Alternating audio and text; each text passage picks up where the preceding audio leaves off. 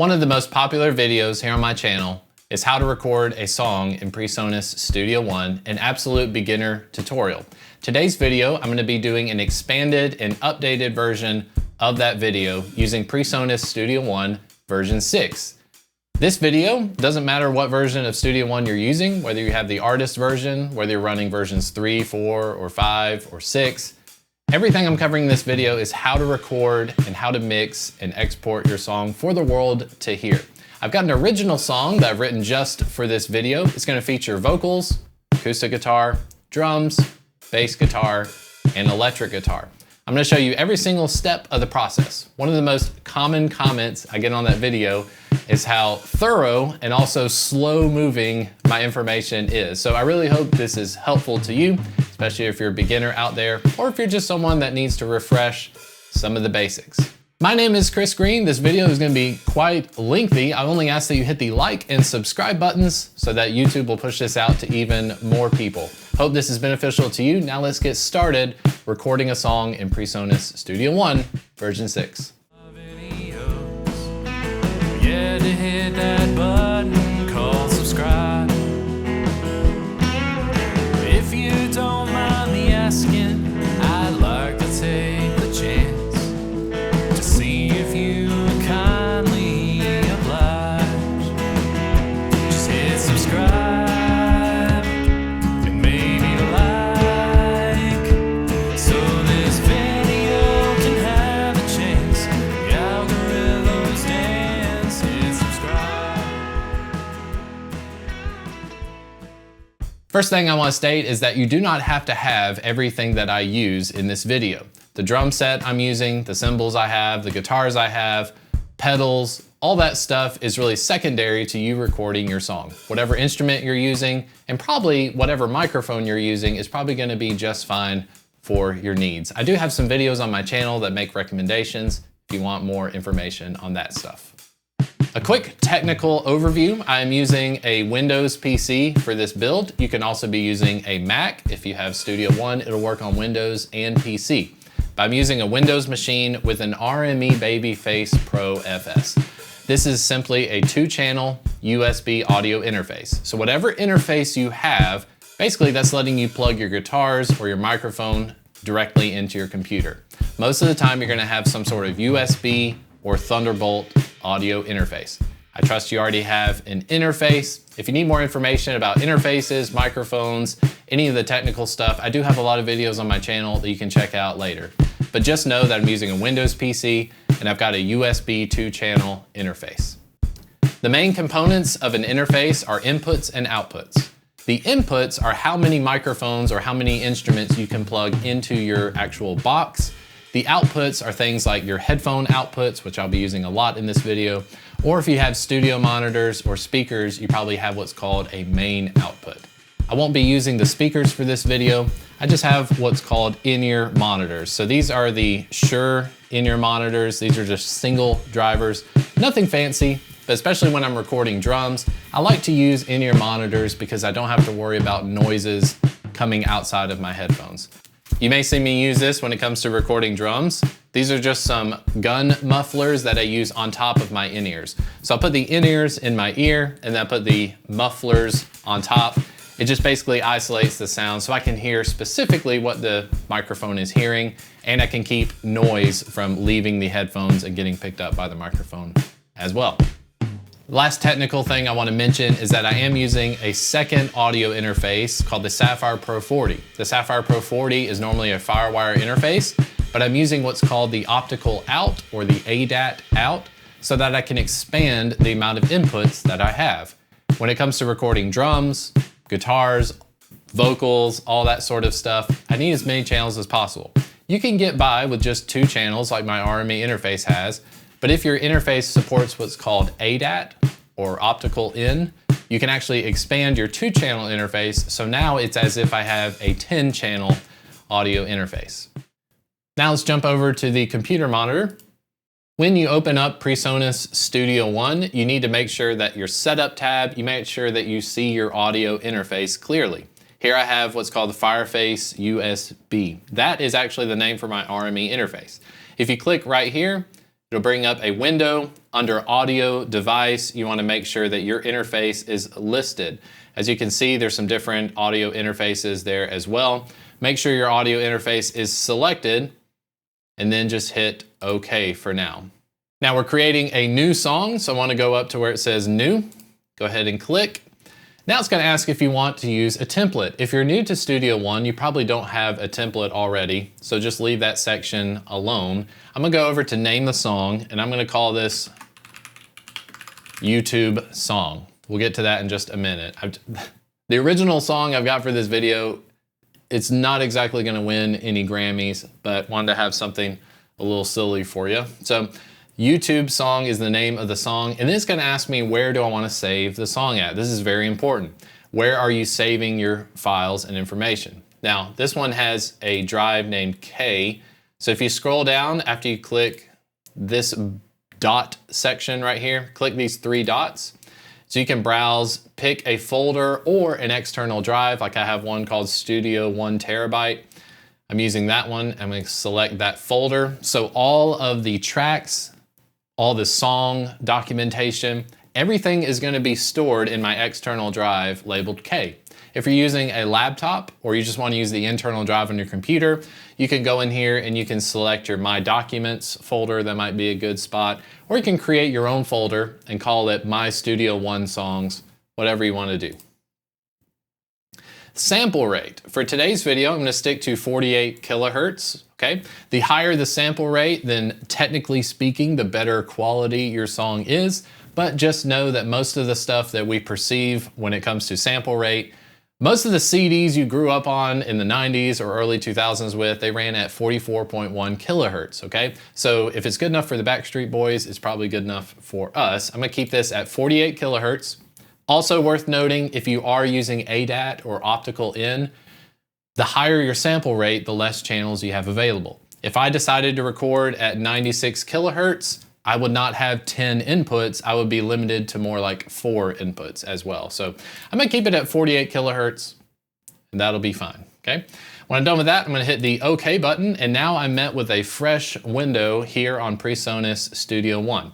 By default, this Browse tab on the right is open. I'm just gonna click that to close it. Now it looks clean and fresh. So the first question is, what do we start recording? The first thing that we actually want to record is called our rough demo or our demo track. This is going to be a track of me playing and singing the song, just so I have something as a guide or a reference to use. Now that we have a fresh and clear looking Studio One session, the first thing you want to do is create a new track. This first track, I'm actually going to call it Guide. My guide track is telling me what's happening in the song. This is not going to be a track that I'm going to actually keep in the long run, but it's going to be something that as I'm playing drums or as I'm playing bass guitar, I want to be able to listen to something so I know where I'm at within the song. You may not need to use a guide track at all. You may just want to jump in and start recording drums or whatever it is. I always use a guide track so that I know where I'm at. It's something that you can record and then you can delete later on. So I've typed in the name of my track. I want to call it Guide. The count, how many guide tracks do you want? I just want one. I'm gonna select a color like this. Really doesn't matter to me. It is a mono track. I'm only gonna be recording one channel for this. I don't wanna use a preset for my effects chain. My input, okay? We'll go through the inputs and outputs in just a minute, but I'm selecting what's called my TLM 103. So that is actually this microphone that I'm speaking into here on the desk. I'm gonna hit OK. Now let's go into set up some inputs and outputs. If you go to Studio One at the top, go to Options, and then Song Setup. When I select Song Setup, there is an audio input and output. This is a grid showing all of your inputs and your outputs for your audio interface. So as you can see at the top, going from left to right, I have analog 1, 2, 3, 4, and then I have a bunch of ADAT channels. The ADAT is my Sapphire Pro 40. So the way I've got it labeled out, you can actually change the names of any of these. So I've named them what they actually are. So instead of it saying input 1, I actually have one that's called TLM 103. That's the name of this microphone right here. My microphone is going to be on channel 1. And then RME2 is not being used at the moment. That is the second channel, or the right channel on my RME interface. It's going to analog 2. So you've done this in math class before. Just make sure from left to right that they're matching up evenly. EG direct is actually the instrument cable going straight into my guitar input on my RME interface. And then my fourth channel on the RME interface is another guitar input I could be using, but I don't have to. Here are my ADAT channels. So on my Sapphire Pro 40, channel 1 on my Sapphire Pro 40 is my overhead mic that's above my drums. The second channel is the SM57 that's on my Fender Bassman speaker cabinet. The third channel on my Sapphire Pro 40 is my kick drum mic. Then I have my snare drum mic, which is the SM7. And then I have 2 tom channels. Channels 7 and 8 I'm actually using so that you can hear my voice right now. That's being looped back through the system. You probably won't have that as well, but make sure all your inputs are labeled correctly. And then for outputs, 99.9% of the time, you're probably not messing with this at all. Your output just needs to be your stereo out 1 and 2. Then hit the OK button. At the top left, this is our guide track. As you can see, the input is selected as the TLM 103. Make sure your channel 1 is selected. And then whenever you're ready to record, you hit this white circle at the top left. That is called Record Enable. You can probably hear my voice being doubled. You can see metering happening right here. Click this blue speaker icon so that you don't hear double, basically. We'll talk about that in just a minute. This is my RME interface. Now, depending on what interface you're using, they all have their own versions of software, or some of them may not have any software at all. If it does come with software, just know that this is kind of an added step that's really specific to whoever you're using. If you're using Universal Audio, they have the console mixing window, where basically you can mix your recordings on the way in. So channel 1, just to be clear, this is a visual representation of what's plugged in my room. So channel 1, you can see the TLM 103. You can see we've got a signal coming in if I snap my fingers. Okay. That's there. RME2 I'm not using at all. Direct box, instrument 4, overhead, electric guitar amp, kick, snare, tom 1, and tom 2. That is very specific to RME. If you don't have an RME interface, don't worry about this step at all. But just know that whatever interface you're using, if it uses software, make sure you got that software figured out before you start recording. Now, down at the bottom, there is a mix tab. If I click the mix tab and go over here to where there's this arrow and then a vertical line, now you can see some input monitoring of what's happening. So the TLM 103 right here, as you can see, I'm getting a very healthy signal just as I'm talking. So as I'm talking, I'm hitting this area right here. You need to be able to set up what's called gain structure. So there should be a knob on your input 1 or your channel 1 of your audio interface on the Sapphire Pro 40 and on the Scarlett interfaces and Presonus as well. Channel 1, whatever you've got your microphone plugged into, make sure you're speaking or you're playing into it. And you really want to try to aim for this -12 to -24 area. Okay, that means that you've got enough healthy signal coming in. If I took an electric guitar amp and I put it in front of this microphone right now, it would clip, okay? Clipping is very bad, sounds very distorted. You don't want too much of a signal coming through, but you also don't want it to be too quiet. If I go back to my RME interface, this right here is my gain knob. It's right now set to 28. Watch what happens as I turn it down. As I turn it down and I'm talking, now my input monitoring is way too low. Right now it's between -24 and -48, okay? That's way too quiet, so I'm gonna turn up the knob. This is a software controlled preamp. Test, test, test, test 1, 2, okay? So I can get it back to about where it was, around 23 or so. As I start singing and playing on the acoustic, you'll see that the level will jump up. So I need to always keep an eye on, am I clipping? If you start to clip, like if I clap in front of this microphone, as you can see, I've now got a red bar. Whenever you see the red bar, you need to stop what you're doing and turn down your input because that is too loud. When you're clipping, it's very bad, okay? So now we've set up our first microphone, we've got our guide track, we've checked the input to make sure that we're getting a healthy enough signal. Now we need to set a tempo. I'm going to be using what's called a click track or a metronome.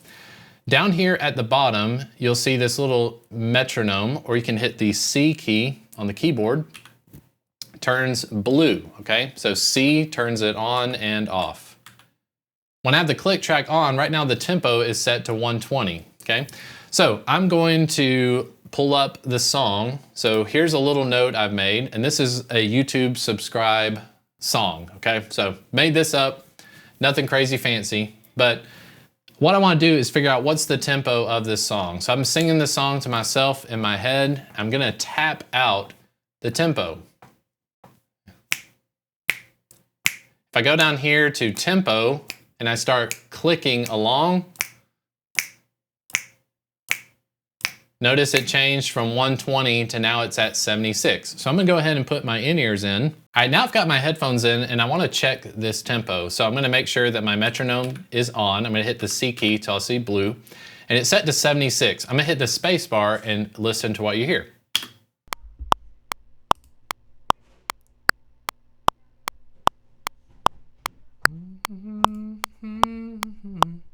All right, it's pretty close. I'm gonna change it to 78.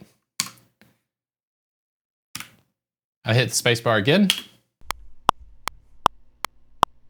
Set the tempo to whatever you want your song to be. If you're covering a song, a lot of times you can go to Google, type in the name of the song, like Happy Birthday, and then put BPM, and you'll be able to find out what the tempo of the song is. Now let's say this click track is too loud or not loud enough. Over here on the right side of the screen, you see these two areas and it says click volume. Right now it's at 0 dB, okay? 0 dB is actually as loud as we want to get. Okay, everything in audio is usually working down from 0. So I'm gonna click and hold and I drag this down and now I can move this fader. I'm gonna move this fader down to about -12. So my click volume is now -12. Let's take a listen.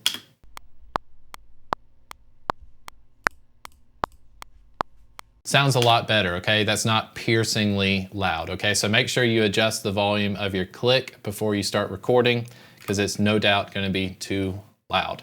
Now I've got a guide track, I've got my metronome set up, I've got my microphone in front of me. I'm gonna grab my acoustic guitar. Now this part's really gonna depend on what type of song you're doing. Most of the songs that I do on the guide track, I can just use an acoustic guitar and a vocal, and that'll be just fine, okay? But whatever you need, if it's a piano, whatever you're recording to get yourself a guide track, go ahead and grab that instrument. I've got a pick here.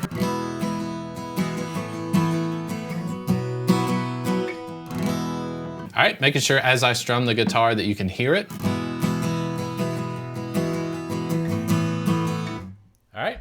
All right, a neat feature that Windows has is if you have something like a notepad and you want to have Studio One open at the same time, just drag the notepad or drag Studio One to the far left, and then you'll see that Studio One takes up the left side. And now I click the notepad. Now I've got the notepad on the right, I've got Studio One on the left. So this is my chord chart. These are my lyrics. Let me go ahead and try to sing through the song so that we have a guide to work on, okay?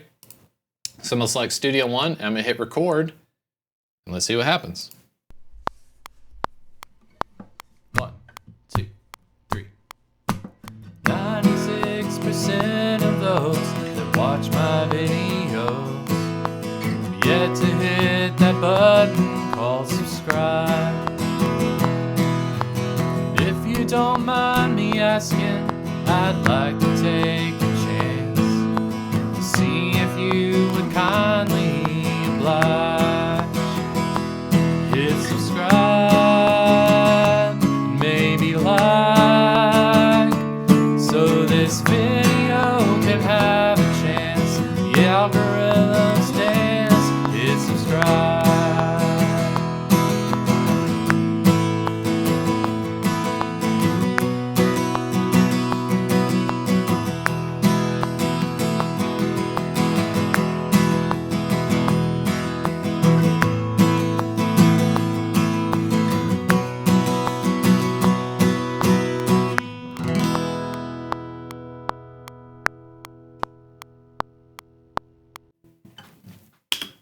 Okay, now this Definitely wasn't a perfect take. But with a guide track, we're really not concerned about perfection because this is just giving me a reference of where I'm at in the song. So whenever I went to record, a couple of the keys you want to notice on the keyboard, there should be a left pointing arrow and a right pointing arrow, okay? This is where the period and the comma keys are on your keyboard.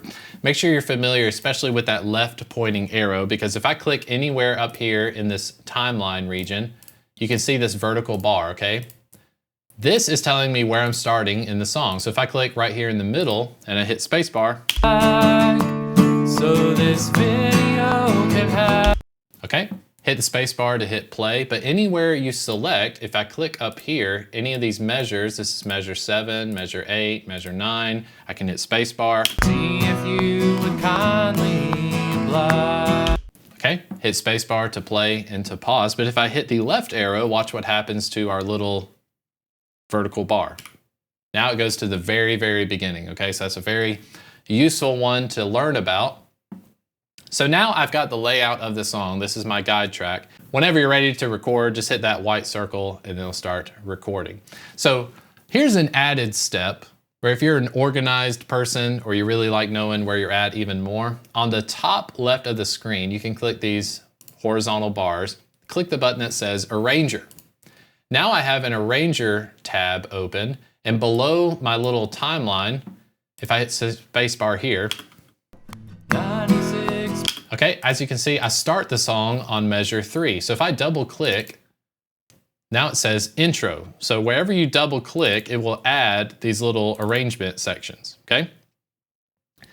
I know that the intro is not actually an intro, it's supposed to be a verse. So if you click this I key and double click where it says intro, I can make this say verse 1 and hit enter. 96% of those. What I'm going to do now is I'm going to extend this. So if you click and drag on this tab right here, you can extend how long the verse is. If I select this tab and I hit delete, now I can delete those and I can extend this. So let's see where we need to put our verse. So I'm going to arrange the song real quick. Watch my videos, yet to hit that button called subscribe. If you don't mind me asking, I'd like to take a chance to see if you would kindly oblige. Hit subscribe. Okay, there's my chorus. I'm gonna double click and drag this out. I'm gonna double click here, name this chorus. Another thing you can do is if you right click over here, click this blue chiclet, you can change the color of the chorus so the chorus is in yellow. Hit subscribe. All right, I'm gonna skip to the end.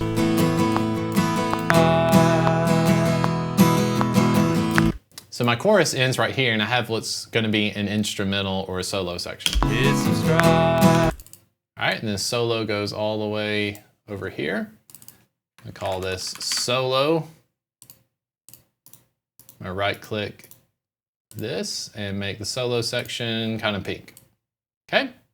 So if I click anywhere up here where we have the measures, if I hold down the click button and I drag up, it's gonna zoom out. If I drag down, it's gonna zoom in, okay?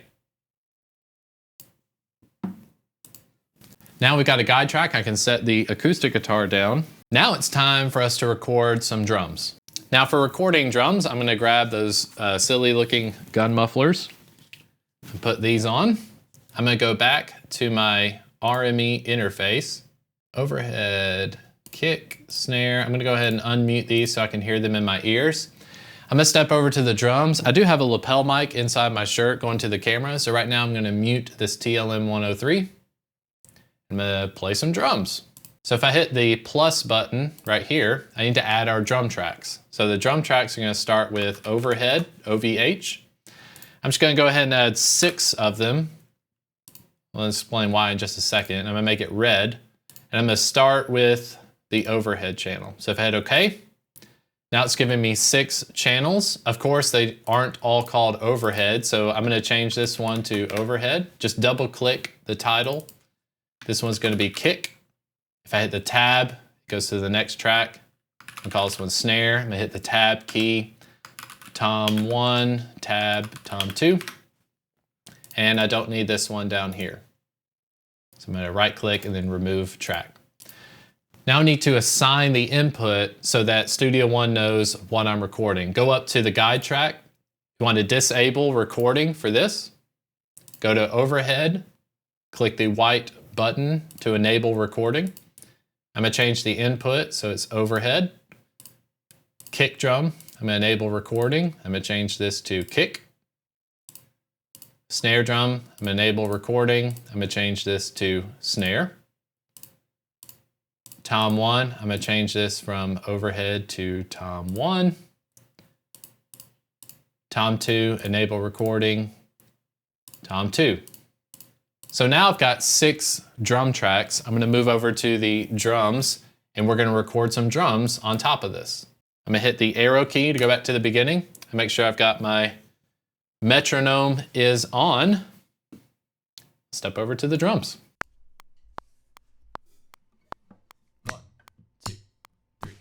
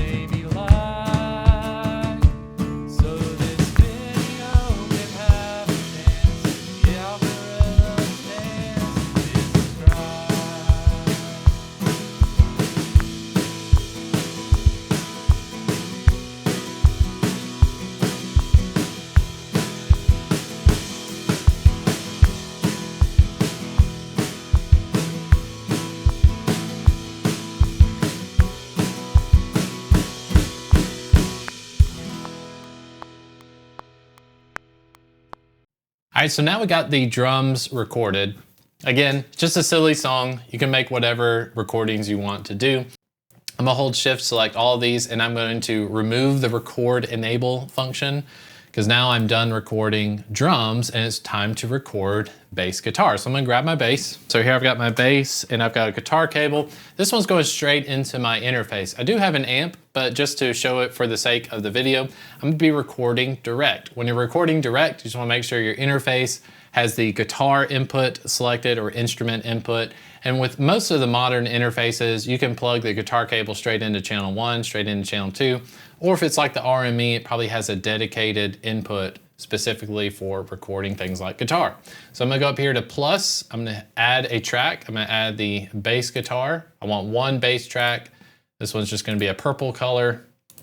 The input, I need it to be selecting where I've got my guitar plugged into. I've got it plugged into electric guitar direct on my interface. If I hit OK, I can then record enable. You can hear some guitar there. Now, while the input monitoring is turned on, I'm gonna open up this inspector tab, this I button right here. And if you have bass guitar selected, you can hit the plus button, scroll down through the Presonus folder till you find the tuner plugin. So the tuner plugin works just like any guitar pedal would. It'll get you generally where you need to go. So go ahead and record or tune, go ahead and tune your bass. And then we can turn off this input monitoring. I'm gonna open up my software because I want to monitor straight from the interface. Now I'll get my chord chart pulled up. And let's record some bass guitar. So I'm gonna go back to the beginning, make sure I got my click track turned on. Here we go. 1, 2, 3.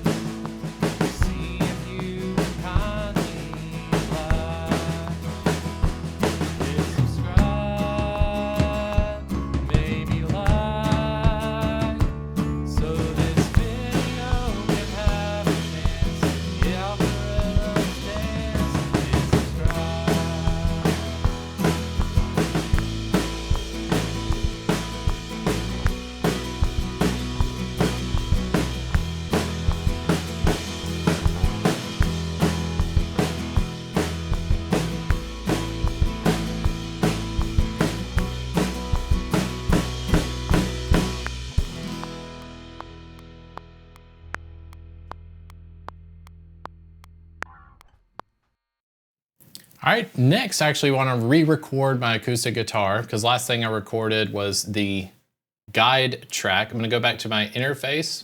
I'm going to mute the direct and let's grab the acoustic guitar. Now this is going to be a similar process to when I was recording my guide track, but what I want to do is take the time to get the microphone a little bit closer to the acoustic guitar because I'm not recording vocals in acoustic, I'm just recording the acoustic guitar this time through. So I'm going to go up here to add a track. I'm going to call this one acoustic.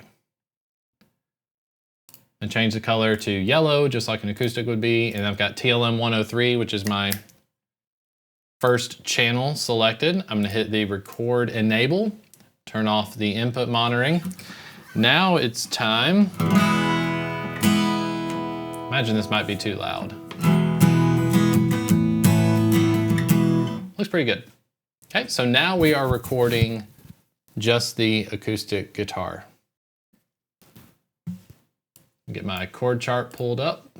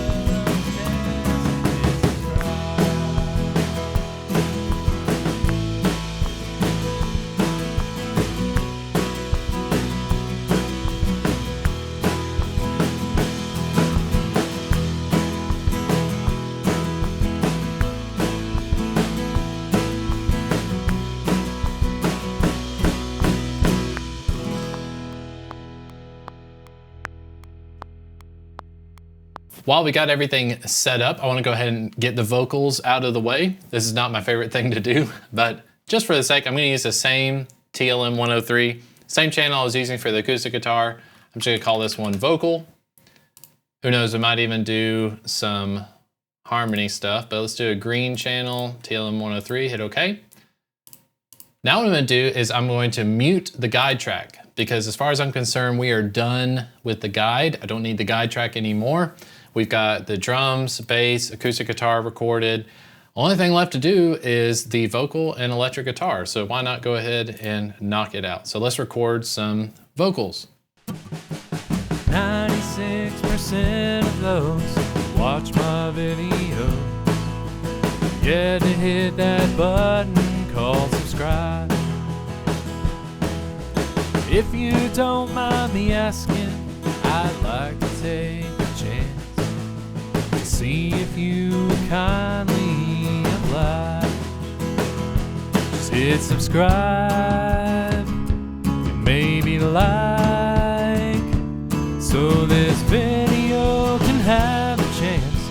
The algorithms dance. Hit subscribe. All right, the last thing we need to record is our electric guitar. So electric guitar is going to do a little bit of playing at the beginning and then I want to go into a solo section for the end. All right, so I've created an electric guitar track simply by duplicating the vocal, naming it EG. The input I've got selected is my electric guitar amp. I've got record enable. 96% of those watch my video. Yeah, to hit that button called subscribe. If you don't mind me asking, I'd like to take a chance to see if you would kindly oblige. Just hit subscribe and maybe like, so this video can have a chance. The algorithms dance. Hit subscribe.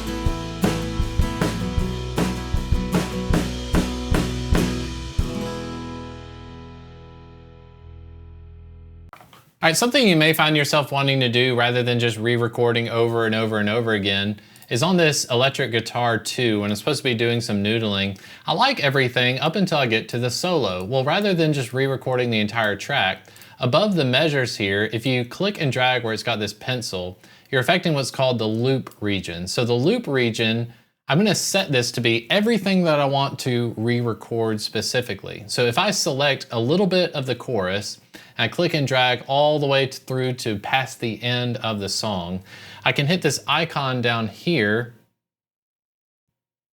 for what's called a punch in, or you can hit the I key on the keyboard. So if this is enabled red and I go to record, it will actually not start recording until I get to where the loop region has been set. This is called a punch in. Punch in is useful because I want to keep everything I did up until the solo point. At the solo point, I want to re-record some new material. This gives me an opportunity to just re-record over and over until I find something that I really like. So let's start right here on the chorus. I'm gonna hit record and you'll notice that it won't start recording until we get to the loop region. So this video can have a chance. The algorithms dance, hit subscribe.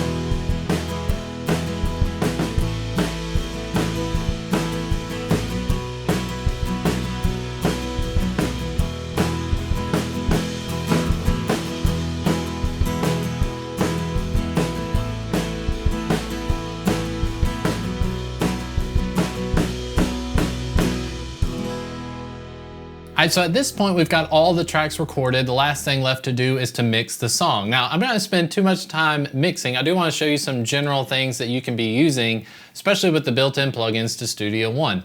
Mixing the song is gonna take all the tracks we recorded and make sure that they're equally balanced so that if I'm playing a solo or if I'm singing something, you wanna clearly hear what's happening. Sometimes things like if the snare drum was recorded too loud, we can actually turn the snare drum down after the fact. So let's jump into mixing. When it comes to mixing, I recommend using a pair of studio monitors if you have some, or if you have a good pair of headphones. I'm not gonna be using my in-ear monitors for mixing. I'm gonna use these open back headphones because it's just a little bit easier to hear what's going on in the song. All right, I've just finished punching in the electric guitar on this song. So as you can see right here, just looking at all of the tracks, you can tell that some tracks are a lot louder than the others. So I'm gonna have to do what's called balancing. The easiest thing to do is use this thing called clip gain. So each of these tracks, if I select them, right in the middle, there's this white square. If I click and drag the square, I can manipulate the gain structure of what's happening. So I'm gonna leave the vocal where it's at, but just visually, I can look and see that the electric guitar, we had problems with getting the gain from the SM57. What we can do to compensate for that is to click this white square and I'm gonna move it up. And as you can see, as I move it up, I'm adding 12 decibels of gain so that it's visually, I don't know what it sounds like just yet, but visually it looks like it has more of a fighting chance. I'm gonna do the same thing with this. If I add about 12 decibels of gain, should be good. Now you can take this thing too far, but with this guitar solo, I'm gonna go with about 16. And just visually that looks a lot better. The bass guitar as well needs a little bit more gain. Usually you don't wanna mix with your eyes like this, but that's gonna give them more of a fighting chance. Now, first thing I want to do is to mix my drums. So I'm going to start here with the overhead track. I'm going to hit the S key. If you hit the S key, that creates a solo. So now instead of listening to all the tracks, I'm just listening to the overhead.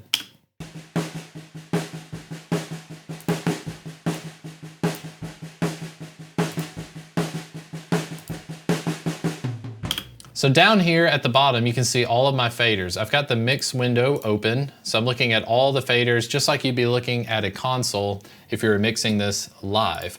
I like to keep these faders at 0 for as long as possible. Certainly I'm gonna be moving these around, but just for a quick mix, I'm gonna start with the overhead track. I'm gonna try and get that overhead track to sound as good as it can possibly sound on its own. So as it's playing here, I'm gonna hit the plus button and go into my Presonus. I told you I'd only use Presonus plugins. I'm gonna go ahead and add an EQ plugin. This one's called Pro EQ. And I'm actually gonna wanna add this to all of my tracks. So I'm gonna click and drag this across. And as I drag it across, it's gonna add it to every single channel. I'm not sure I want to EQ every channel, but just to save some time, I'm just going to drag it across each one.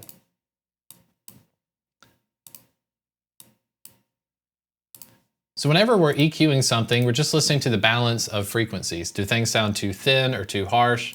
On the overhead track, I'm going to open up the plugin. I'm going to hit the space bar, and as I'm listening, I want you to see what's happening on the screen as I use this EQ plugin.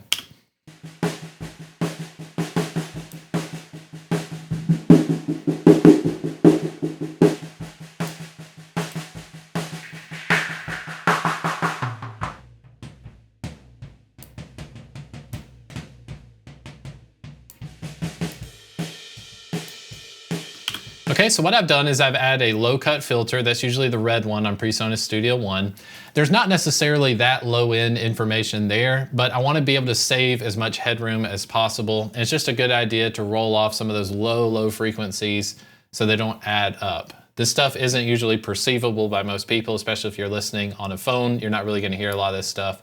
Listen to the orange frequency band that I've selected. You can kind of hear when you start boosting stuff, you notice how annoying it sounds, and then you can cut it.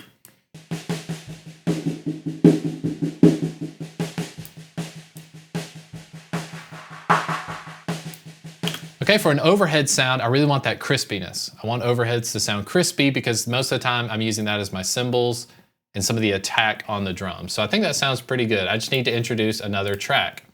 With the kick drum, let's solo it by itself. Take a listen. All right, the first thing I'm noticing is I hear way more than the kick drum. So I actually want to use what's called a gate plugin. So I'm going to do a Presonus, I'm going to use a gate. If you drag and drop, you can put this in front of the EQ. A lot of times you can just use the presets I already have. This one's called Kick 1. Let's take a listen to that.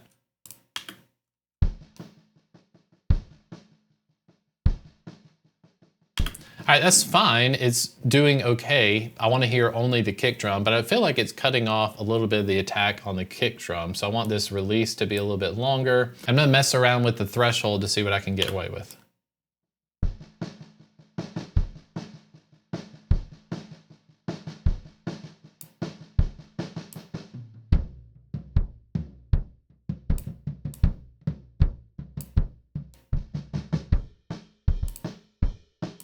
Okay, the gate's doing a lot better than it used to. It's not gonna be it's gonna be able to take out everything, but I wanna hear as much of the kick as possible. Now let's jump over to the EQ plugin.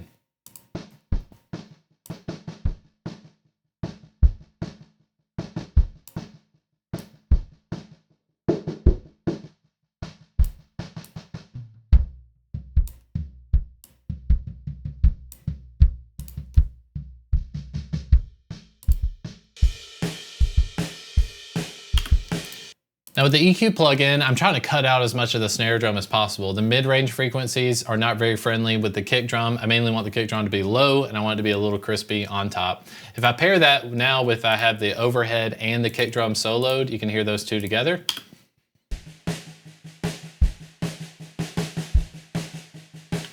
Okay, now let's move to the snare drum. I want to solo it by itself for a little just to hear what it's got going on.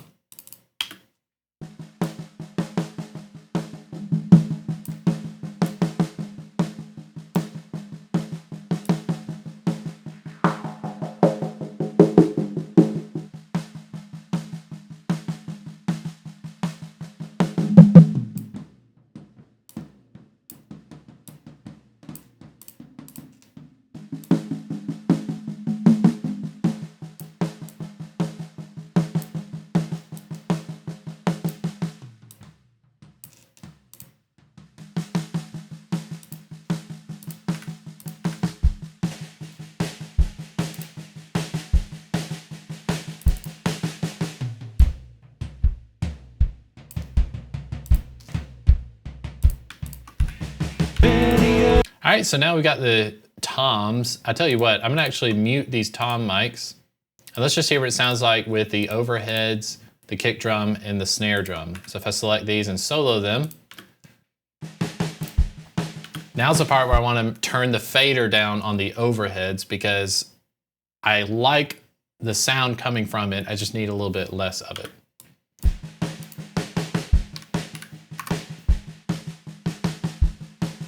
So now I've dropped the overhead fader by 6 decibels, so now it sits a little bit nicer with the kick and the snare.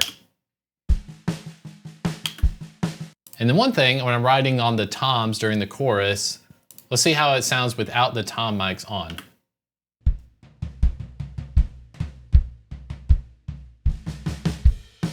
A lot of times, some of the problems with the tom mics is the tom mics pick up just a lot of sound on the kit. So the less mics I use on the drum, the more in-phase stuff can sound. If I have the tom mics unmuted, let's take a listen to how they sound.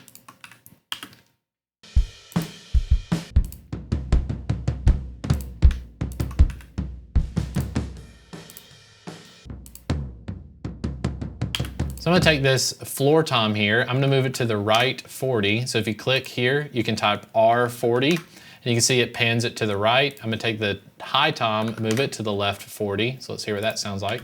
All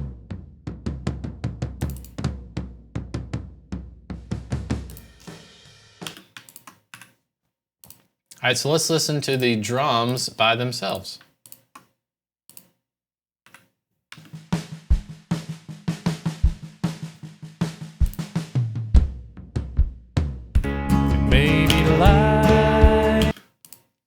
Okay, now we're going to introduce the bass guitar. The bass guitar should be fine as far as EQ goes. Let's solo it.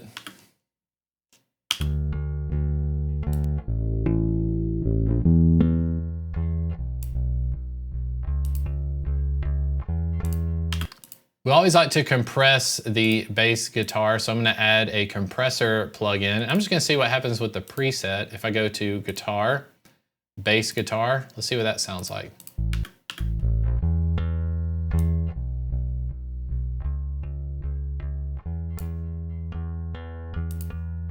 All right, now I'm going to listen to just the drums and the bass guitar.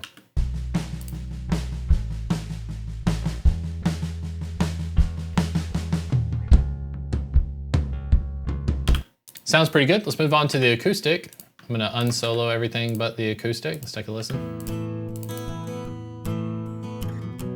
You can see this huge amount of low end that's not going to help us much. Let's turn that down with the low cut filter.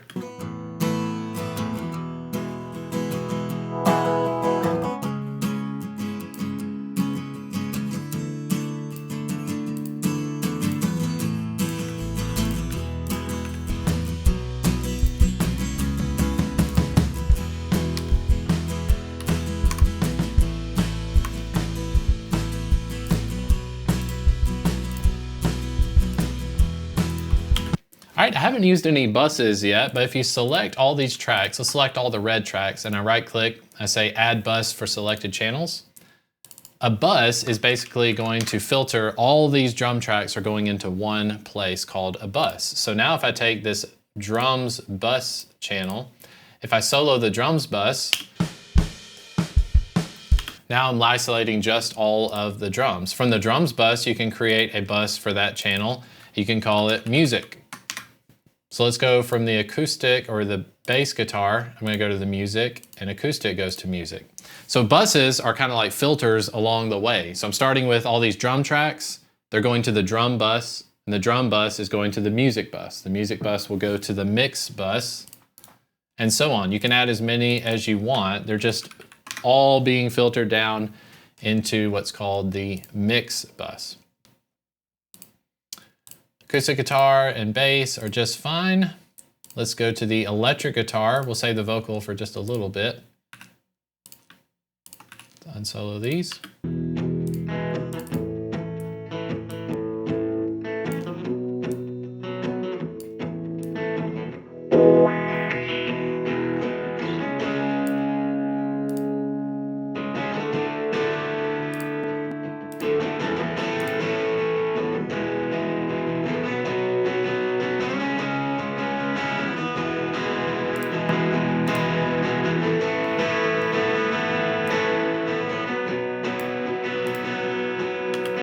Ooh, electric guitar sounds kind of rough. Remove that to the left 40. Let's take a listen with the rest of the tracks. I'm going to mute the vocal and the lead guitar. See what they sound like.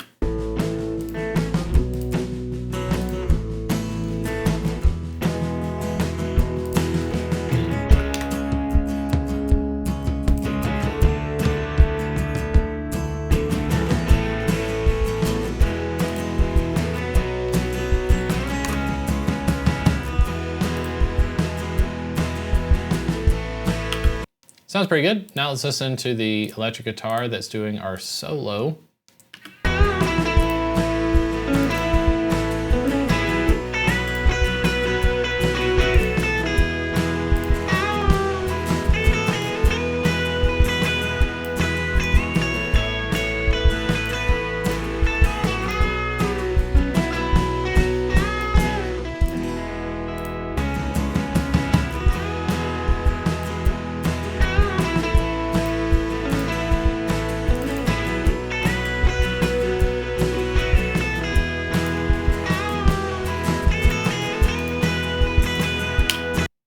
Nice. So I've got the instruments going into the music bus. I do want to create a reverb track. So I'm going to select all of these electric guitars and I'm going to right click and go to add effects channel. So an effects channel, something like I want to add reverb to just the items that are going to the effects bus. See, let's do room reverb from Studio One. I'm going to load a preset. And let's load a...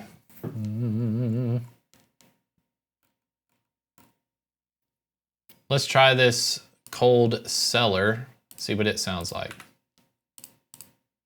Well, let's go back to the music bus, so.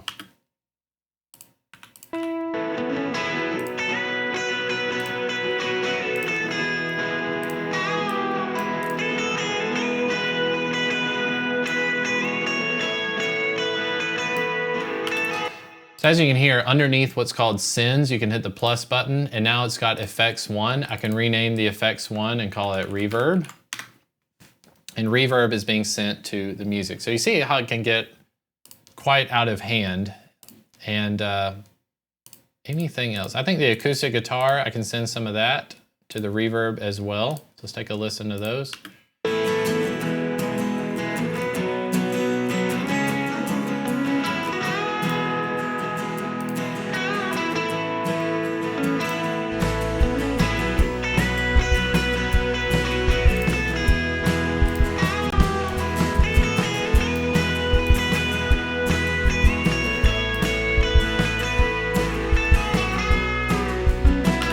All right, last but not least, we have the vocal. So again, just using some of these Presonus plugins, I'm gonna unmute the vocal. I say the vocal for last because it'll be easier for me just to set it in the mix with everything already going. So let's take a listen from the beginning. 96% of those watch my videos, yet to hit that button called subscribe. If you don't mind me asking, I'd like to take a chance to see if you would kindly oblige. Just hit subscribe and maybe like, so this video can have a chance. The algorithms dance. Hit subscribe.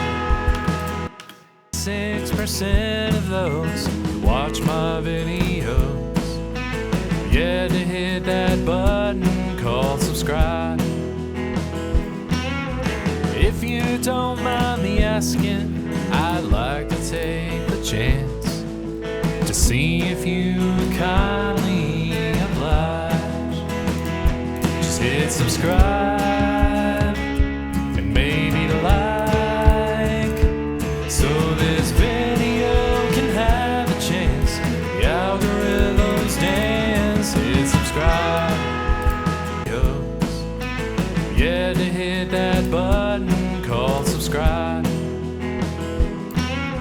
If you don't mind me asking, I'd like to take the chance to see if you would kindly oblige. Just hit subscribe and maybe like, so this video can have a chance. The algorithms dance. Hit subscribe. Percent of those who watch my videos, yeah, to hit that button called subscribe. If you don't mind me asking, I'd like to take the chance to see if you would kindly oblige.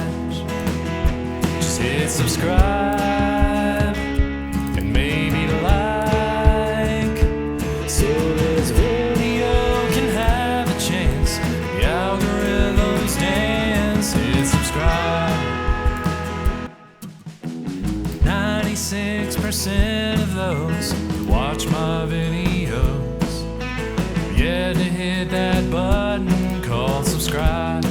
All right, I've done a lot of mixing without talking yet, but the vocal, I've got a EQ plugin where I'm rolling off everything below 100 Hertz, giving a little bit of boost at 100 Hertz because that's kind of like the chest sound, I guess.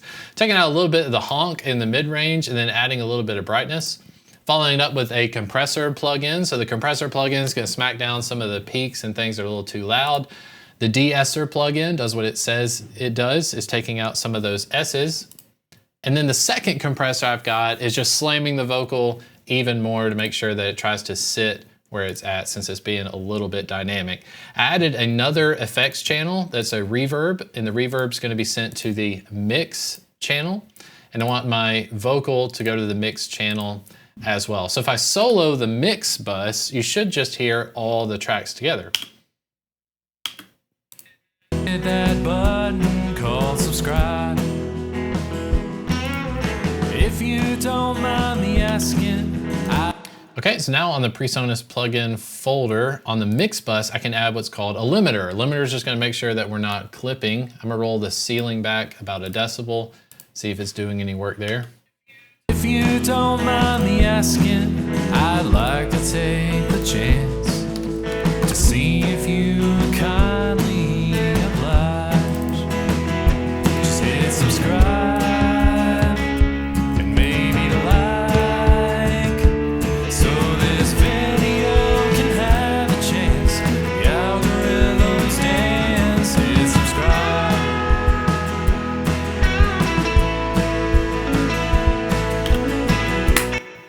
Okay, I like where we're at with the song. Of course, when it comes to mixing, you can get way more detailed, spend a lot of money on plugins and things like that, but I hope that's given you quite the overview of Presonus Studio One. The last thing you want to do as soon as you're finished with your song, take that loop region. I'm going to start on measure 2. I'm going to go all the way to where I end the last track, looks like at the end of measure 23, so I'll get a little bit of 24, but I want to select the entire region of where the music is, and then I'm going to go up here, make sure I've got everything unsoloed, everything's where I want it. I'm going to go to Song, and then we're going to Export Mix Down. So Export Mix Down, this is the last step, which need everything to stay where it's at, so we have, we'll call this the YouTube song final. I'm going to export this one as a WAV file. A WAV file is going to have the most quality to it, but it's also going to be a larger file size. Make sure it's at 24-bit 48K, especially if you're just checking. Then up here at the top right where it says between loop, make sure that's selected, and then you hit OK. Now Studio One is going to export your file. So if you also want a quicker version, so there we have our song, YouTube song final. We go up to Song, Export Mix Down. You can change it to MP3, change it to MP3 if you want a smaller file size. It'll be easier to send to somebody. You can still select 48K, 320 kilobytes per second, then do between loop. It'll be a much smaller file size, won't have as high quality, so try to keep it in WAV format if you can. There you have the song. All right, so if you haven't figured it out from the song, please go ahead and hit the subscribe button and like button. Thanks so much for watching the video. I hope this helps you out as you're using Studio One. If you have any questions, please let me know in the comments section, and I'll see you at the next video. Thanks for watching.